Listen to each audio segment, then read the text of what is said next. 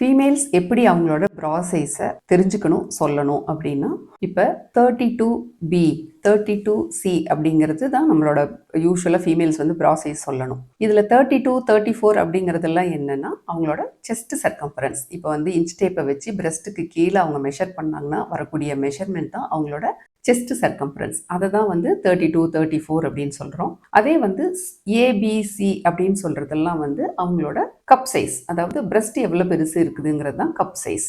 இப்போ சின்ன பிரஸ்ட்டாக இருக்கிறவங்க வந்து ஏ சைஸ்ன்னு சொல்லுவாங்க, கொஞ்சம் பெருசாக இருக்கிறவங்க பி சைஸ்ன்னு சொல்லுவாங்க. இப்போ ஒரு கப்புக்கும் இன்னொரு கப்புக்கும் என்ன டிஃப்ரென்ஸ் அப்படின்னா, இப்போ 150cc மெஷர்மெண்ட் இருந்தது அப்படின்னா அவங்க வந்து கப் சைஸ் ஏன்னு சொல்லலாம். அடுத்து இன்னொரு 150 300cc வரைக்கும் இருந்ததுன்னா அவங்களுக்கு கப் பின்னு சொல்லலாம். இந்த மாதிரி போயிட்டே இருக்கும். ஏபிசிடி வரைக்கும் ஒரு டிஎஃப் கப் வரைக்கும் இருக்குது அவங்களுக்கு. அதனால் நம்ம பிரஸ்ட் சைஸ் சொல்லும்போது 32B 32C அப்படின்னு சொல்கிறோம்.